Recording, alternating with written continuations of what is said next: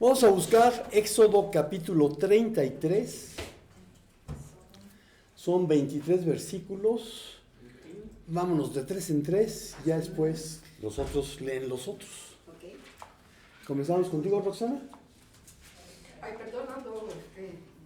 A ver, ¿nos puedes repetir? Éxodo 33, del 1 al 23. Y nos vamos de 3 en 3.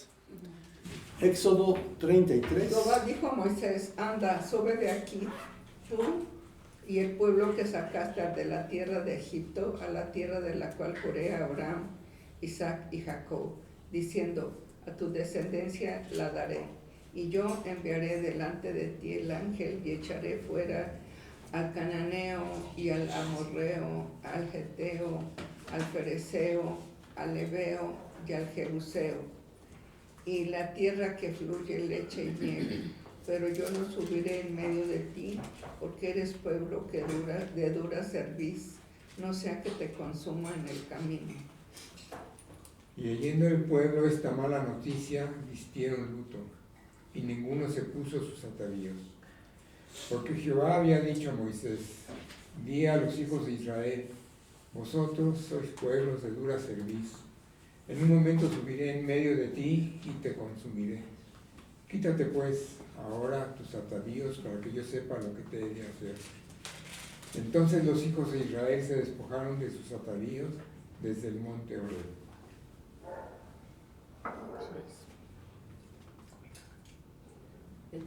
Ahí sigo yo, perdón. Moisés tomó una tienda de campaña y la armó a cierta distancia, fuera del campamento, y la llamó la tienda de la reunión con el Señor. Cuando alguien quería consultar al Señor, tenía que salir del campamento e ir a esa tienda. Siempre que Moisés se dirigía a ella, todo el pueblo se quedaba de pie a la entrada de la carpa y seguía a Moisés con la mirada hasta que entraba en la tienda de reunión. En cuanto Moisés entraba en ella, la columna de nube descendía y tapaba la entrada mientras el Señor hablaba con Moisés. Y cuando todo el pueblo veía la columna de nube a la entrada del tabernáculo, se levantaba cada uno e iba a la entrada de su tienda para adorar. Y el Señor hablaba con Moisés cara a cara, como habla cualquiera con su compañero.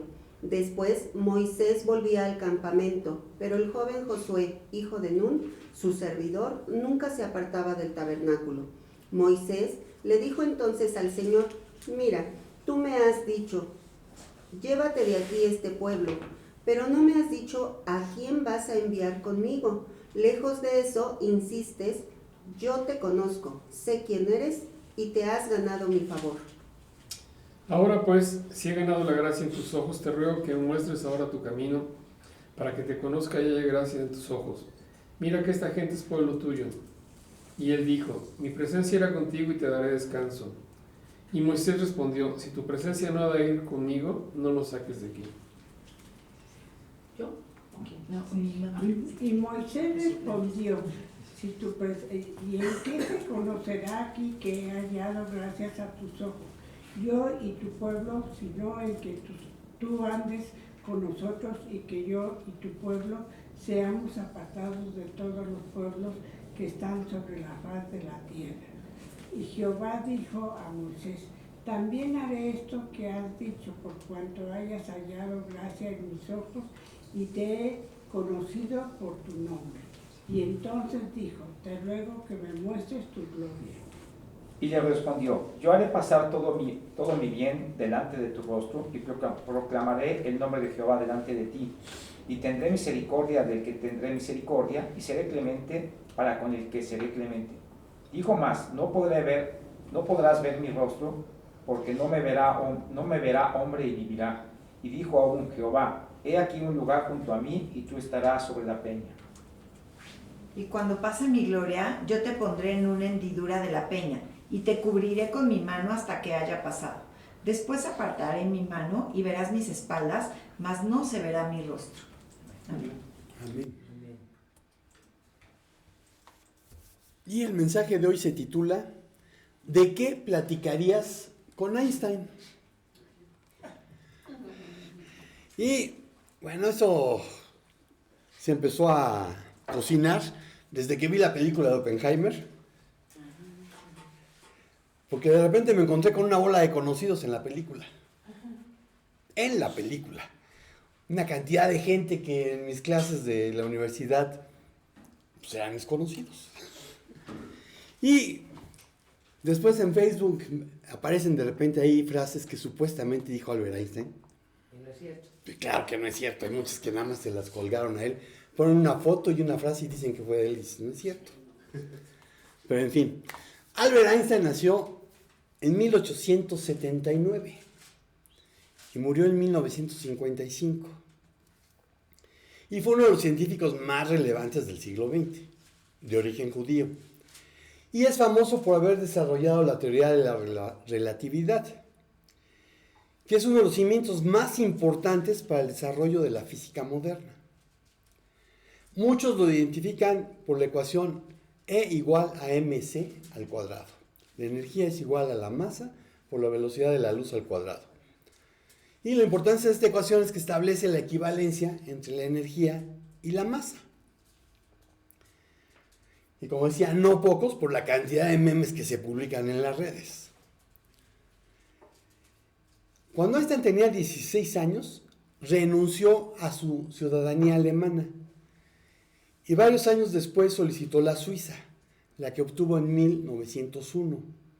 Estudió en la Escuela Politécnica Federal, de la que obtuvo su diploma en 1900. A partir de 1912, comenzó a ejercer como profesor de física teórica en la Universidad de Zúrich, donde estuvo aproximadamente 2 años, porque lo seleccionaron para la Academia Prusiana de las Ciencias y se trasladó a Berlín. En 1921 ganó el Premio Nobel de Física por su descubrimiento de la ley del efecto fotoeléctrico. Y para que les quede claro cuál es el efecto fotoeléctrico, cada vez que entres a un elevador, si tú pones la luz en el haz, pues haces que la puerta se abra. Eso es por el efecto fotoeléctrico. El efecto fotoeléctrico para eso sirve. Y a partir de allí recibió la membresía en diferentes sociedades científicas de toda Europa. En 1933, mientras el régimen nazi se fortalecía en Alemania, Einstein se encontraba de visita en Estados Unidos y no consideró conveniente regresar a Alemania, pues los judíos eran perseguidos por el gobierno de Adolf Hitler y muchos de sus colegas que profesaban el judaísmo o provenían de familias judías fueron despedidos de sus puestos como universitarios. Los textos escritos por Einstein fueron incluidos en las quemas de libros organizadas por el partido nazi. Además, en una revista de corte político alemana, se publicó su foto con un mensaje que indicaba: todavía no ha sido colgado. Y se incluía una recompensa por su cabeza. En 1933 estuvo en Bélgica. Y durante un breve tiempo, de ahí pasó a Inglaterra, donde conoció a Winston Churchill, a Austin Chamberlain y a Lloyd George. Y solicitó que los científicos judíos alemanes fuesen rescatados del nazismo y ubicados en Inglaterra. Churchill respondió positivamente y acogió la sugerencia de Einstein. El político dijo después que gracias a eso, la calidad tecnológica de los aliados aumentó y la de Alemania fue en descenso. Einstein también hizo lo propio con otros jefes de Estado, como el primer ministro de Turquía. Y gracias a esas gestiones se salvaron aproximadamente 1,000 judíos. A finales de 1933, Einstein aceptó la propuesta del Instituto de Estudios Avanzados de Princeton y se mantuvo ligado a dicha institución por más de 2 décadas hasta su muerte. En 1940 obtuvo la ciudadanía americana y poco tiempo después, cuando Estados Unidos ingresó a la Segunda Guerra Mundial, Einstein junto con Leo Szilard envió una carta al presidente Franklin Delano Roosevelt para informarle que Alemania podía estar desarrollando armas altamente destructivas. Esa información fue el detonante para que se iniciara el proyecto Manhattan en 1942, que es de lo que habla la película de Oppenheimer. Oppenheimer, creo que en la película lo ponen, que dice que esos eran tiempos heroicos. No sé por qué dijo tiempos heroicos, pero es lo que él dijo. Y lo ponen como el padre de la bomba atómica. Pero realmente la bomba atómica tiene muchos padres. Y vamos a ver una cantidad de científicos sin los cuales no hubiera sido posible la bomba atómica. Según diversas fuentes, Einstein, de 64 años, no fue incluido en el proyecto por su origen alemán y sus ideas de izquierda. Pero también influyeron las diferentes concepciones sobre las teorías de la física que existían entre él y Oppenheimer. A pesar de sus desacuerdos, ambos se tenían mutua admiración y respeto, aunque a su manera. Einstein dijo que Oppenheimer era un hombre inusualmente capaz, de educación polifacética, al que admiraba por su persona, no por su física. Durante sus últimos años estuvo un poco aislado, principalmente porque dedicó la mayoría de su tiempo a dos investigaciones que entonces no contaban con popularidad y de hecho no las pudo culminar.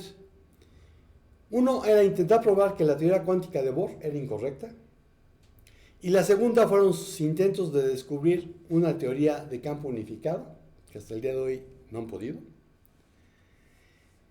Einstein falleció el 17 de abril de 1955, a los 76 años, en Princeton, New Jersey, a causa de un derrame interno provocado por un aneurisma en la aorta abdominal, del que ya había sido tratado para intentar evitar que sucediera.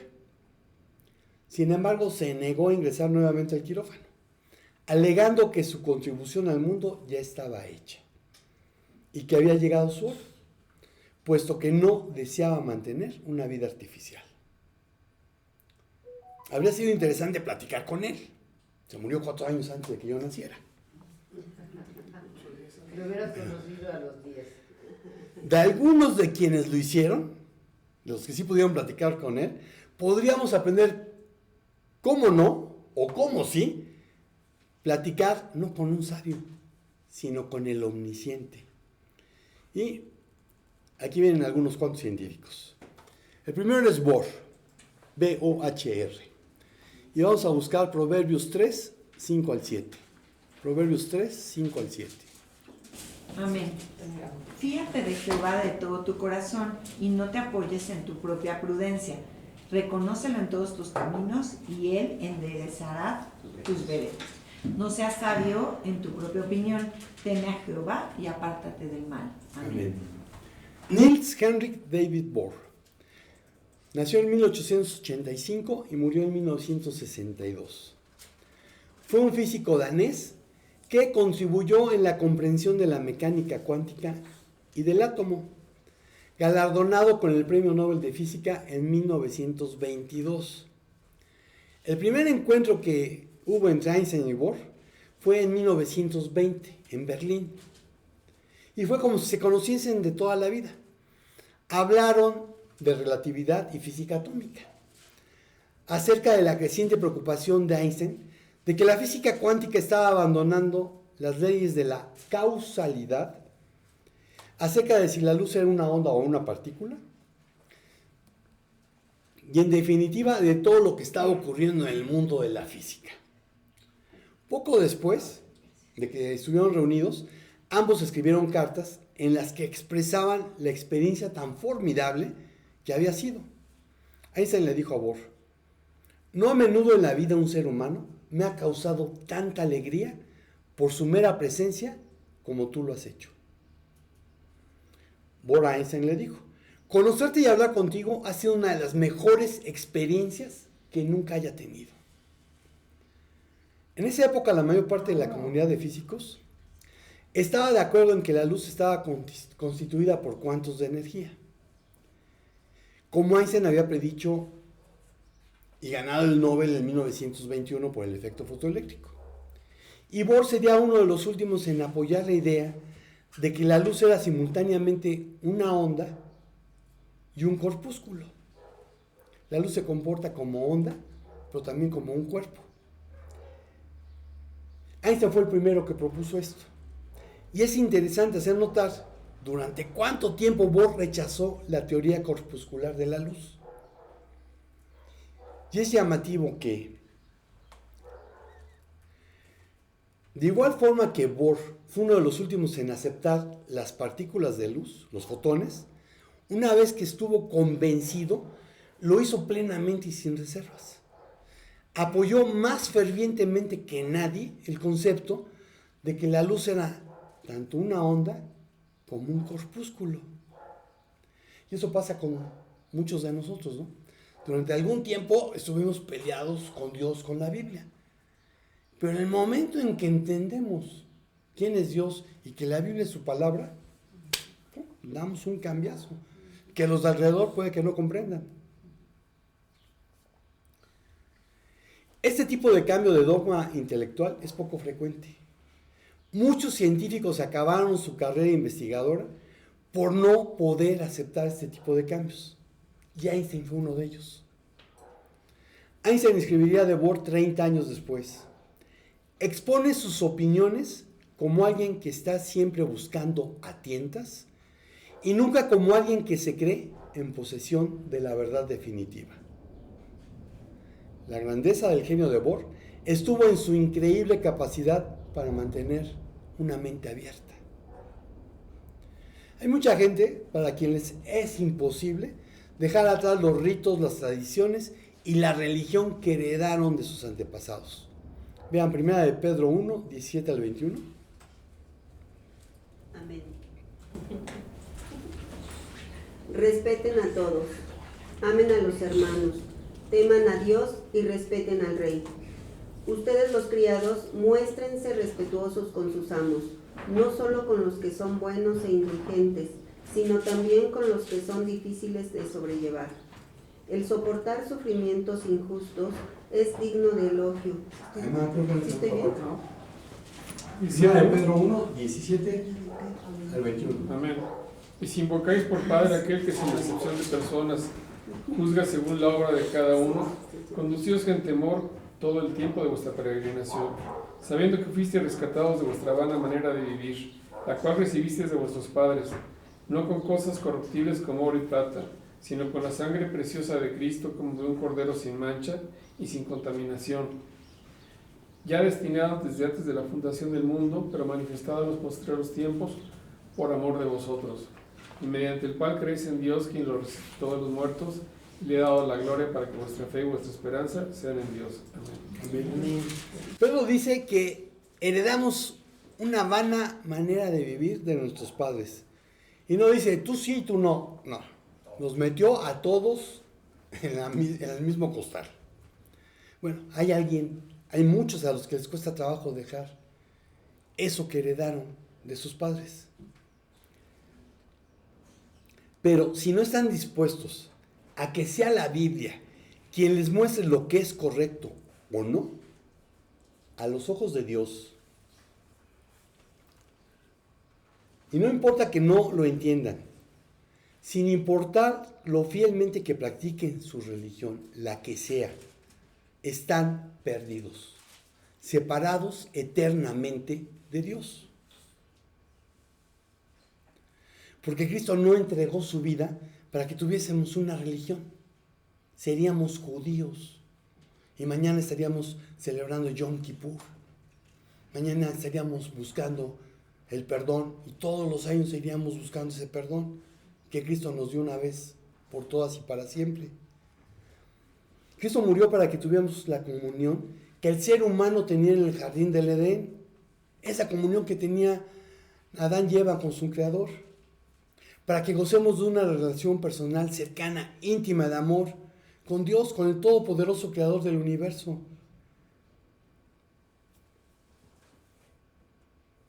Para platicar con este tipo de gente hay que tener la paciencia que seguramente Bohr tenía con Einstein. Tener una relación con el todopoderoso Creador del universo es una experiencia que todo ser humano debiese experimentar. Pues produce gozo, que es mucho más que alegría, porque la alegría depende de las circunstancias, el gozo no.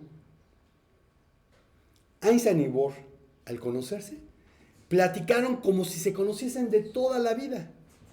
Te pregunto, ¿puedes platicar así con Dios? ¿De qué platicarías? No con Einstein, sino con Dios. Segundo científico que quiero tocar es Born, B-O-R-N.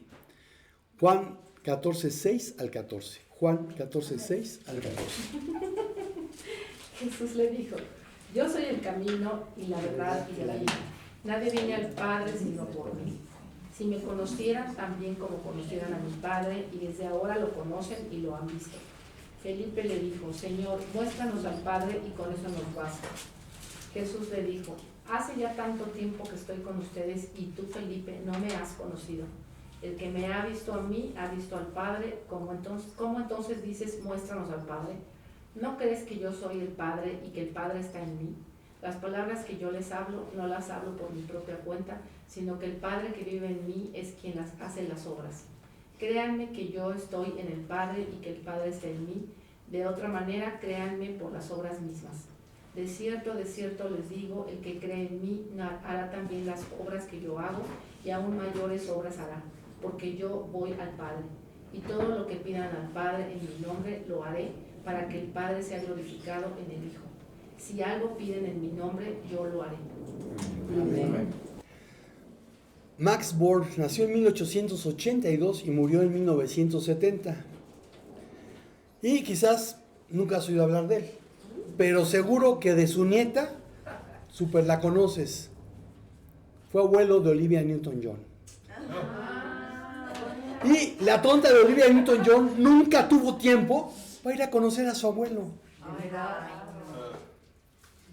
Bueno, la primera aportación a la física cuántica que tuvo Max Born se produjo en colaboración con su ayudante Heisenberg, al introducir el álgebra matricial en la física, que era un enfoque que no solía emplearse en aquel entonces. Esto condujo a entender los orbitales de los electrones en nubes de densidad de probabilidad. Recibió el Nobel en 1954. Bohr fue el que te puso el modelo atómico como el sistema planetario. Todo el mundo lo ve así. Pero Max Born y Heisenberg y varios más llegaron con otra teoría. Hoy en día la teoría del átomo dice que es imposible conocer con certeza absoluta la posición del electrón y su cantidad de movimiento. O conozco su posición o conozco su cantidad de movimiento. Porque en el momento en que yo estoy midiendo, ya introduje una variable que modificó todo. Entonces, de lo que habla hoy el modelo atómico es de una probabilidad de dónde se encuentra el electrón. Por eso se habla de una nube probabilística donde se encuentran los electrones puestos. Bueno, Born y Einstein fueron amigos desde que se conocieron en 1909 hasta la muerte de Einstein en el 55, y se mantuvieron frecuentemente en contacto a lo largo de varias décadas. El 4 de diciembre de 1926, estamos hablando de hace 100 años, Einstein escribía en una carta a Born: la mecánica cuántica es ciertamente impresionante, pero una voz interior me dice que aún no es la realidad. La teoría dice mucho, pero realmente no nos acerca más al secreto del viejo. Yo, en todo caso, estoy convencido de que él no juega a los dados. Einstein no era creyente, pero empleaba la metáfora de Dios para referirse al funcionamiento de la naturaleza en una discusión que mantendría durante años con su colega y que él mismo resumiría de manera ejemplar en otra misiva a Born, fechada años más tarde, en 1944. Tú crees que Dios juega a los dados, y yo en una total ley y orden en un mundo que de manera salvajemente especulativa estoy tratando de capturar. Por cierto, esto de jugar a los dados, Born le dijo: deja que Dios haga con sus dados lo que quiera.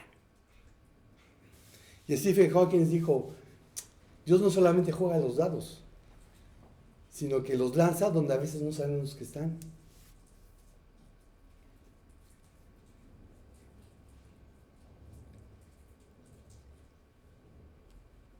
A Bohr le entristecía sobremanera, sin embargo, que Einstein rechazase cada uno de los intentos que hizo para convencerle de la validez de la mecánica cuántica.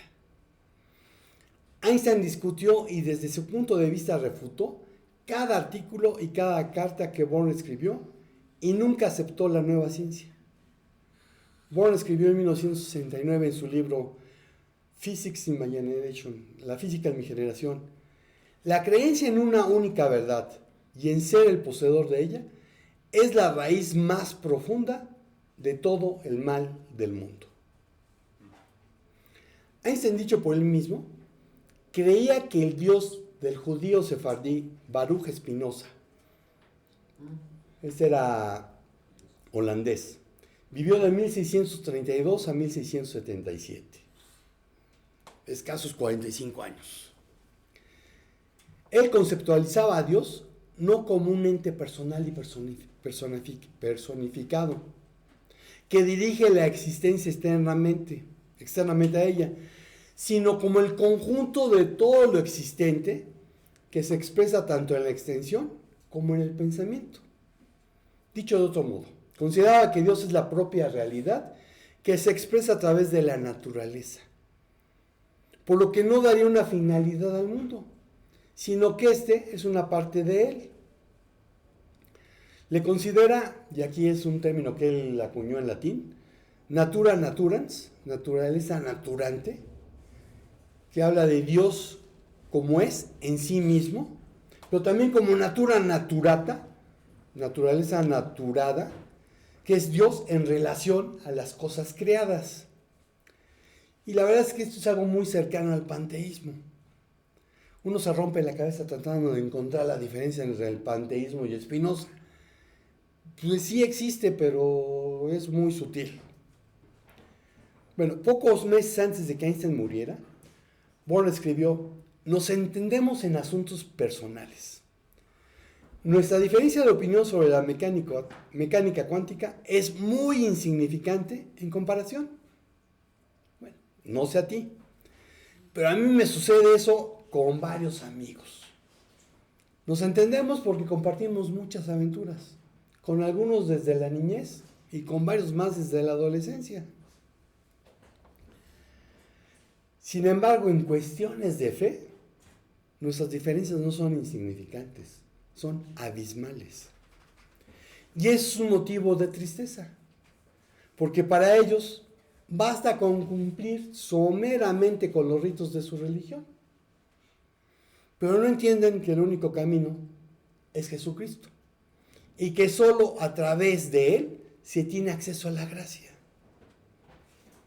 La verdad, en un mundo posmodernista como este que nos ha tocado vivir, es relativa, la que cada quien quiere creer o forja para sí mismo. Pero la Biblia enseña que la verdad es un absoluto, es una persona, el Verbo hecho carne, Jesús el Mesías. Bohr en eso estaba equivocado. Si compartimos las buenas nuevas de salvación en el amor de Cristo con el poder del Espíritu Santo y dejamos los resultados a Dios, el mundo conocería el bien y muchos más podrían ser salvos, porque conocerían la verdad y la verdad los haría libres y la verdad es Jesucristo. Entonces, una vez más te pregunto, ¿de qué platicarías?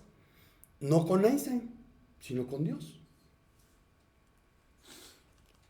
Y luego un personaje que no era físico, Freud, Job 42, del 1 al 6. Amén. Respondió Job a Jehová y dijo: yo conozco que todo lo puedes y que no hay pensamiento que se esconda de ti. ¿Quién es el que oscurece el consejo sin entendimiento? Por tanto, yo hablaba lo que no entendía, cosas demasiado maravillosas para mí que yo no comprendía. Oye, te ruego y hablaré, te preguntaré y tú me enseñarás. De oídas te había oído, mas ahora mis ojos te ven. Por tanto me aborrezco y me arrepiento en polvo y ceniza. Amén. Albert Einstein, el padre de la física moderna, y Sigmund Freud, padre del psicoanálisis, se conocieron en la casa del hijo de este último en Berlín en 1927. Fue la única vez que se vieron en persona, pero mantuvieron una amistad epistolar, ocasionalmente ensombrecida por la amargura de Freud. Freud alguna vez dijo esto: él es alegre, confiado y amable, y entiende tanto de psicología como yo de física. Así que tuvimos una charla muy placentera. En otra ocasión le escribió a la princesa María Bonaparte: el afortunado, y estaba hablando de Einstein, lo ha pasado mucho mejor que yo. Ha contado con el apoyo de una larga serie de predecesores desde Newton en adelante. Mientras que yo he tenido que abrirme paso solo, a zancadas, a través de una jungla enmarañada. Él mismo le confesó a Einstein la envidia que no tengo miedo de poseer, excusándose en el hecho de que, como físico, Einstein gozaba del estatus de autoridad en su campo, mientras que él, como psicólogo, tenía que aceptar que hasta los ignorantes se atrevieran a opinar sobre su obra. Uno de esos ignorantes era el mismo Einstein, quien cuando se lo solicitaron, se había negado a apoyar la candidatura al premio Nobel que Freud tanto anhelaba y que nunca recibió. Einstein dijo: a pesar de mi admiración por los ingeniosos logros de Freud, dudo en intervenir en este caso. No pude convencerme de la validez de la teoría de Freud. Eso lo dijo en 1928. La opinión de Einstein sobre el psicoanálisis mejoraría más tarde, y se lo comunicó a Freud cuando lo felicitó por sus 80 años, en 1936. Freud murió, creo que 3 años después, de cáncer de garganta por pasársela fumando. No, es que a mí no me va a pasar. Ajá. Bueno. Y Freud le respondió: realmente debo decirte cuánto me alegro enterarme de su cambio de parecer. Por supuesto, siempre supe que usted me admiraba, solo por cortesía, y valoraba muy poco cualquiera de mis doctrinas. Yo pienso que para admirar realmente a alguien, es decir, tener en singular estimulación a alguien, juzgándolo sobresaliente y extraordinario, se requiere más que el conocimiento adquirido por un trato cotidiano, que puede ser cordial, pero poco profundo, como el que llegamos a tener con mucha gente que nos rodea, pero que no tiene la confianza de compartirnos sus luchas, dudas, sueños, anhelos, temores, ilusiones. O somos nosotros quienes mantenemos una sana distancia por motivos personales. Freud y Einstein se admiraban, porque sabían que el otro dominaba un campo de conocimiento del que pocos sabían o entendían. Tal admiración hubiese sido mayor si hubieran tenido algún ligero conocimiento del campo que el otro dominaba. La postura de los amigos de Job es bastante común y nos es fácil adoptarla hasta que pasamos por alguna circunstancia en que nuestra fe es pasada por fuego.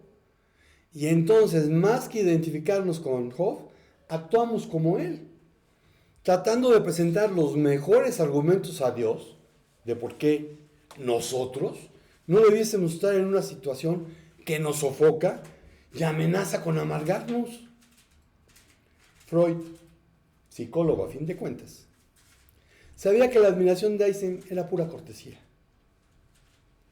Job respetaba a Dios porque lo sabía todopoderoso, pero cuando hablaba de presentar su defensa delante de él, es como si ignorase que entre sus múltiples características se encuentran en que él es omnisciente, justo, misericordioso, y algo que a través de su encarnación llegamos a conocer, que él es amoroso. Juan 3:16. Todos juntos. De manera amó Dios al mundo, que ha dado a su Hijo unigénito, para que todo aquel que le cree No se pierda, tenga vida eterna. Ok, y Juan 1, 16 al 17. Ahí se llama, no lo sé. 16, 17. 1, 16, 17. Amén. Porque de su plenitud,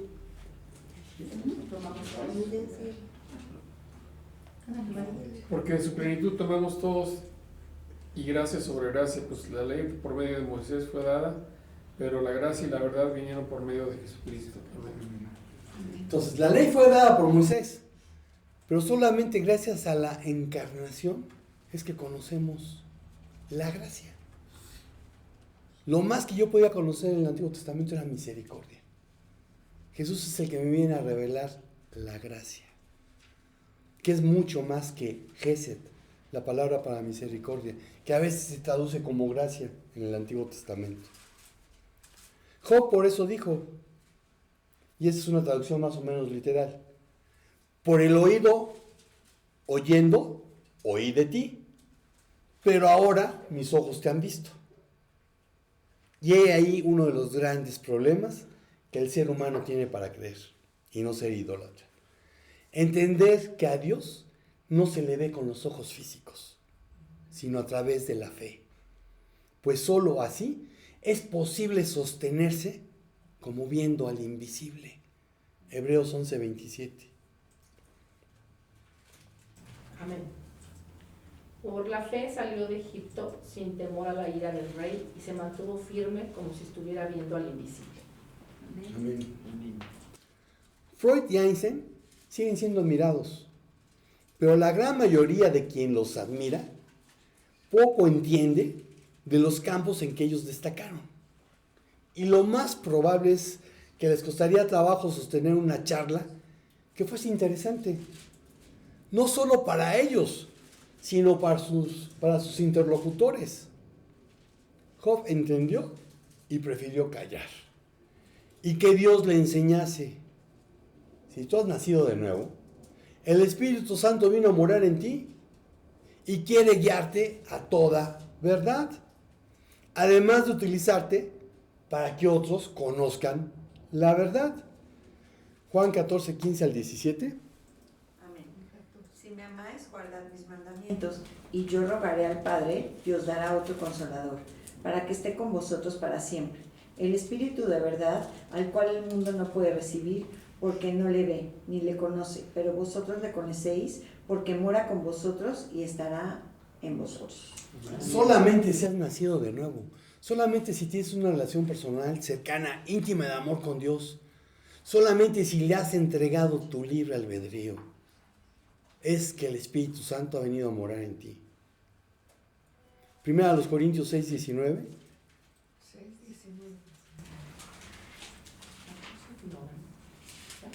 Amén. ¿Acaso ignoran que el cuerpo de ustedes es templo del Espíritu Santo, que está en ustedes y que recibieron de parte de Dios, y que ustedes no son dueños de sí mismos? Hay muchos que oyeron esto y les gustó la idea de que son templo del Espíritu. Y lo proclaman como si fuera una realidad. No, solamente puede ser templo del Espíritu si tú has reconocido a Jesucristo como tu único y suficiente Salvador personal. Cuando has entendido que eres siervo, que eres un esclavo, que ya no haces tu voluntad, sino la de Dios. Juan 16, 13. Cuando venga el Espíritu de verdad, Él os guiará a toda la verdad, porque no hablará por su propia cuenta, sino que hablará todo Amén. lo que oyere y os hará saber las cosas que habrán de venir. Amén. Entonces el Espíritu de verdad es el que nos guía, es el que nos muestra cuál es la verdad, es el que hace que entendamos lo que dice la Biblia.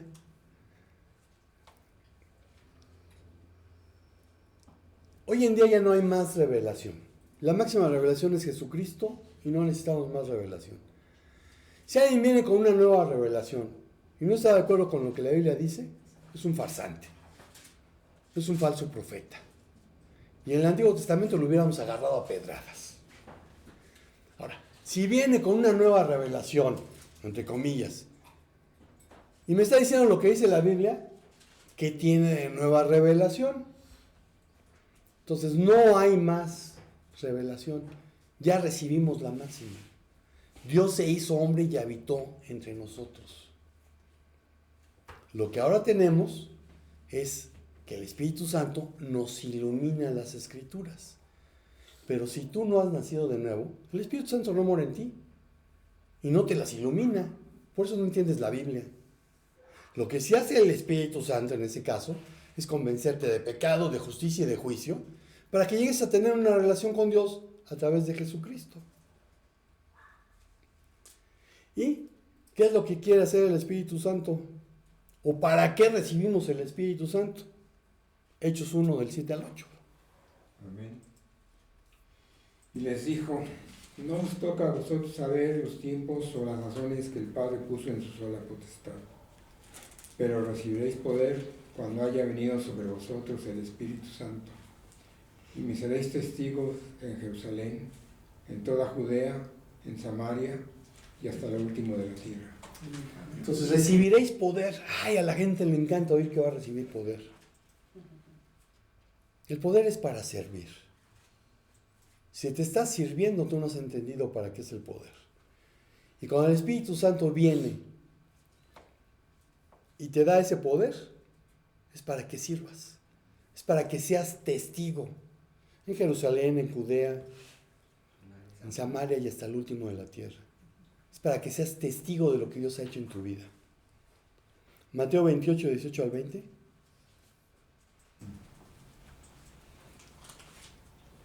Amén. Y Jesús se acercó y les habló diciendo, toda potestad me es dada en el cielo y en la tierra.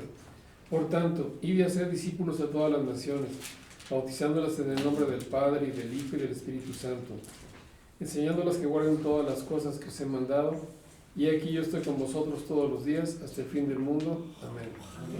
Ay, es que tú siempre estás con nosotros. No, espérate. Sí, Dios prometió eso.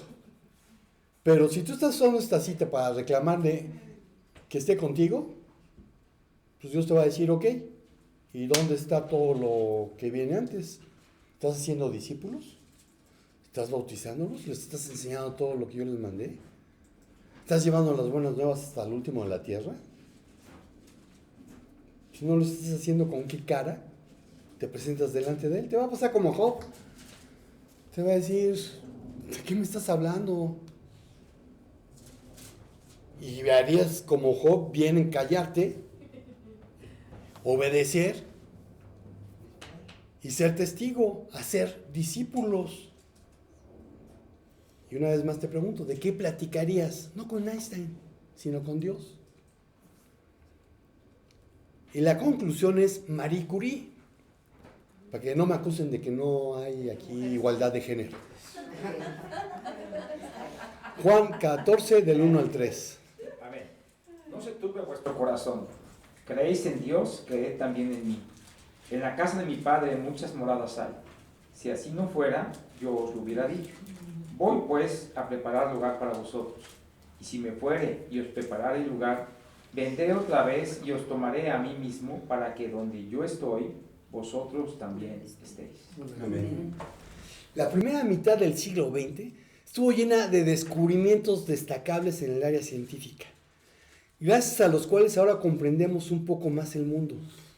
Max Planck, Henry Becquerel, Erwin Schrödinger, Niels Bohr y muchos más fueron mentes brillantes que formaron una generación de pensadores que cambiaría para siempre la ciencia. Entre sus filas también estaban Pierre y Marie Curie, quienes ganaron el Nobel de Física en 1903, y un joven Albert Einstein en ascensión de su carrera. Según Stanley Pisor, profesor emérito de historia y autor de María Sklodowska-Curie y Albert Einstein, una relación profesional y personal, ese fue el libro que escribió este hombre, y estuvo la revisión a manos de Eve Curie, que hoy era hija de la pareja ganadora del Nobel. Según este escritor, Einstein y Marie se conocieron en 1909, cuando asistieron a un evento en la Universidad de Ginebra. Y se conocieron gracias a un amigo en común, el físico holandés Hendrik Anton Lorentz, ganador del Nobel de Física un año antes que los Curie. Bueno, gracias a este Lorentz, si has oído hablar alguna vez de un acelerador de partículas, que son kilómetros y empiezan a acelerar las partículas y demás, bueno, gracias a Lorentz podemos tener ese tipo de cosas. Pero fue hasta 1911 cuando realmente comenzó la amistad entre Marie Curie y Albert Einstein. Un evento científico y una desavenencia personal los acercaría hasta forjar lazos más fraternales. Ese año ambos asistieron al primer congreso que quedaría marcado para la posteridad como conferencia de Solvay, famosa por reunir científicos de la talla de Max Planck y Henry Poincaré. Nunca he oído de él. Bueno, este era un prestigioso polímata. ¿Qué es un polímata? Bueno, este era matemático, físico, científico teórico y filósofo de la ciencia. Descrito a menudo como el último universalista capaz de entender y contribuir en todos los ámbitos de la disciplina matemática. Por ejemplo, von Humboldt, sí lo conocen. Von Humboldt se considera que también fue un polímata y que en su época fue el último que conocía todo lo que había que conocer de todo. No había tanto que conocer en la época de Humboldt, ¿verdad? Pero él era el único capaz en su época. Bueno, en esta primera conferencia, el tema central se enfocó en el problema cuántico, por lo que Einstein, de tan solo 32 años, hizo una presentación especial sobre el tópico. Marie Curie, que para aquel entonces tenía 44 años, era la única mujer en este círculo de destacados científicos. No obstante, su renombre ya era bien conocido entre la comunidad. Pero esto y haber ganado el Nobel de Física no le impidieron prestar atención al joven Einstein, del cual más tarde diría: en Bruselas, donde asistía a una conferencia científica en la que el señor Einstein también participó, fui capaz de admirar la claridad de su intelecto, la amplitud de su información y la profundidad de su conocimiento. Ese mismo año sucedió una desavenencia personal en la vida de Marie, quien ya había perdido a su esposo Pierre 5 años antes. En 1911, Marie sostenía un romance con el también científico Paul Langevin, que aunque era casado, vivía separado de su esposa. Esta hizo pública la relación. Hoy en día hubiera sido un chisme en los periódicos y en el medio, ¿no? Y en los programas de televisión. Bueno, en aquel entonces eso sí pesaba. Y lo hizo 3 días antes de que Curie volviera a ganar el Nobel, esta vez en química. Yo creo que la noticia no llegó tan rápido al Nobel, porque si no, capaz de que no se lo dan. La prensa francesa criticó duramente a la científica y la catalogaron de agnóstica y destructora de matrimonios. Multitudes enfurecidas se dieron cita a las afueras de la casa de Marie, gritando consignas amenazantes contra ella. Bueno, esto despertó el desacuerdo de Einstein, que, aquí entre comillas, se divorció de su mujer y se casó con una prima segunda, quien le escribió una carta muy emotiva para mostrarle su empatía. Esta carta sentó las bases de una perenne amistad, que perduraría durante 20 años hasta la muerte de Marie, pero que traspasaría los límites generacionales, pues Einstein también enraizó una buena amistad con Irene Curie, otra de las hijas de los Curie. Eve, la hija más pequeña de los Curie, comentó en alguna ocasión que su amistad estaba llena de admiración. Se admiraban el uno al otro. Su amistad era franca y leal, y les encantaba mantener interminables charlas sobre física teórica, algunas veces en francés otras en alemán. Marie Curie trabajaba en el laboratorio. Albert era un teórico. Uno al otro se complementaban y por la mutua admiración podían comunicarse en un lenguaje común, el de la ciencia. Lo que no sucedía siempre con otros científicos, como Bohr, Born, Freud y Oppenheimer. Una amistad perenne, eterna. Esa es la que Dios te ofrece a través de Jesucristo. Einstein, mediante una carta, la obtuvo con Marie Curie. Dios nos ha dado la Biblia. Si Curie no hubiese leído la carta de Einstein, no habría habido tal amistad. Y te pregunto, ¿qué esperas para leer la Biblia? Y no solamente los libros que te gustan, no solamente los pasajes que te agradan, no solamente los que te dicen, ay, estás bien muchachito, también los que te llaman la atención. ¿Qué esperas para leer esos libros del Pentateuco que dices, es que son bien aburridos? Una vez más, propongo que leas El Sabio o El Santio. Si quieres saber de qué se trata eso, pues mándame un correo. Ya sabemos. Y otra pregunta, ¿sabes que hay alrededor de 3,000 millones de personas que ni siquiera saben que existe la Biblia? Que el 57% de los idiomas activos en el mundo aún no dispone de una traducción completa de la Biblia. 57%. Es decir, de las 6,901 lenguas empleadas de forma activa como primeras lenguas, menos de la mitad dispone de una Biblia completa o siquiera de una porción. Platicar con Einstein ciertamente hubiera sido interesante. Pero la verdad es que no está en mi lista de aquellos con quienes pienso hacerlo en la eternidad. Y hay dos razones. Primero, porque conforme a lo que él mismo confesó, no creo encontrármelo por allá. Y segundo, porque los que están en mi lista primero son los suizos. Ya después buscaré un tiempo para hablar con Pablo, porque Pablo va a tener una fila muy larga. Interminable de... Lo que sí estoy seguro es que ciertamente platicaré con mi Creador. ¿Y tú? Señor, te damos gracias porque pudo haber sido muy interesante platicar con esta gente, con estos sabios. Pero es mucho más interesante y gratificante platicar con el omnisciente, con el que lo sabe todo, de todo, con el que me puede aclarar mis dudas y sobre todo aquellas que son importantes, no para la vida aquí en la tierra, sino para la eternidad. Permite que haya mucha más gente que quiera platicar contigo, que quiera pasar tiempo contigo, no una vez a la semana, sino cada día. Porque, Señor, que Dios como tú que nos deja las puertas abiertas para platicar en donde estemos, cómo estemos, y de aquello que nos preocupa, de aquello que nos ocupa. Gracias, Dios, por tu amistad. Gracias, Dios, porque tú la demostraste.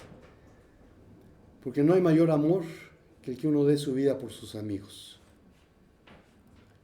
Y tú, Señor Jesucristo, estuviste dispuesto a morir por nosotros. Gracias por la resurrección, porque es la que demuestra que tú eres Dios y que todas tus promesas son y serán cumplidas en ti y amén. Gracias en el nombre de Jesús. Amén. Y pues, amigos, hermanos de internet, si el Señor no dice otra cosa, nos vemos el próximo domingo y espero que puedas platicar con Él. Shalom, shalom.